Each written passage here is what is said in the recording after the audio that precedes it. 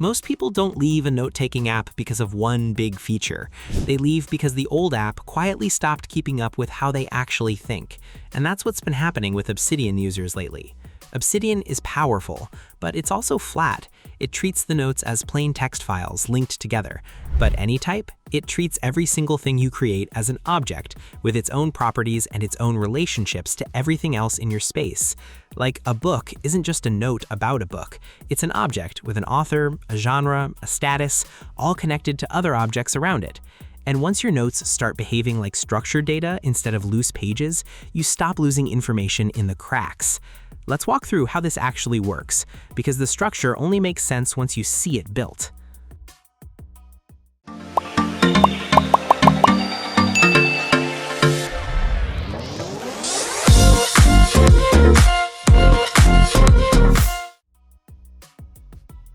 You start by hitting Create, and you land on a blank page.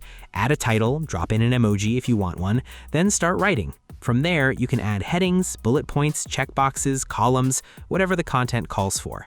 Every piece is its own block, and you move it by dragging a small handle, the same way you'd rearrange tiles on a board. There are 3 ways to pull these blocks in. Click the plus button on the side, hit the slash key, or highlight text you've already written and choose from there. So whichever way you naturally work, there's a matching path. Now here's where it stops being just a notebook. Build a task list, and on its own, it's not much use, but add a status property, mark items as to do, in progress, done, or backlog, then layer in a due date. Suddenly, you can sort by that date, ascending or descending, and filter the whole view down to only what's active right now. And this is the detail most people miss the first time through.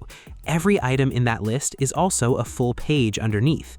Click into a task and you're not opening a flat line item, you're opening an entire object, editable with the same tools you use to build the page itself. That same data can also change shape. A list of events becomes a calendar with one click, or a Kanban board, or stays a simple list depending on what the moment calls for. The underlying information never changes, only your view of it does. And you can embed these lists directly inside other pages, so your calendar, your board, and your written notes all sit together on one page instead of living in separate tabs you have to jump between.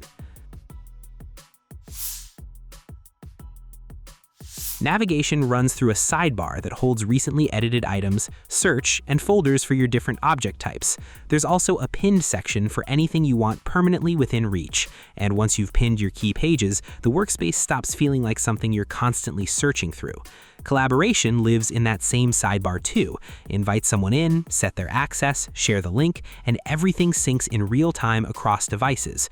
If someone outside the platform needs access, a web publishing option pushes your content out to a regular browser link, no account required. Now, the part actually driving a lot of this migration is the AI layer, currently running under the alpha code name Bobrick. This isn't a chatbot bolted onto the side. It's built to work inside your space as a collaborator. We imported a batch of objects and asked it to recommend 20 movies based on that data, generating the right object types and filling in properties on its own. It handled the generation well, though we still had to manually set up the views and layouts ourselves since that piece of the automation isn't built out yet. Where it got more interesting was relationships. We asked it to create author objects and link them back to the correct books, and it did that correctly across the whole batch, no manual matching required. It also went back and cleaned up messy tags, collapsing scattered genre labels then onto 1 or 2 per item, added relevant icons across the board, and even built a small reading tracker referencing our existing book statuses without us specifying the layout. None of it is fully finished. Anytype says as much themselves, but as an early look at where AI-assisted organization inside a note-taking tool is headed, it points somewhere worth watching, especially for anyone managing a space with other people, where keeping things tidy usually falls on one person by default. So who does this actually suit? If your notes have outgrown a simple flat structure, if you're juggling projects, contacts, research, and tasks that all need to talk to each other, Anytype gives you a framework that bends to fit that instead of forcing everything into one template. It runs across Mac, Windows, iOS, and Android with a Chrome extension for quick clipping, and it's built local first with end-to-end encryption so your data stays under your control rather than sitting exposed somewhere else. Where it can slow you down is right at the beginning. The object-based structure takes a little longer to click than a plain note ever would, but once it does click, going back to a flat page starts to feel like a step backward. So, is this really why people are leaving Obsidian behind? Based on what we've seen, it's not one dramatic feature pulling them over.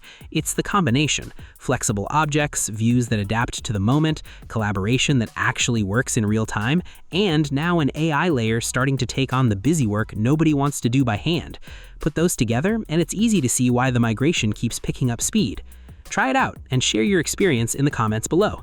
Thanks for watching. Like, share, and subscribe to get more videos like this.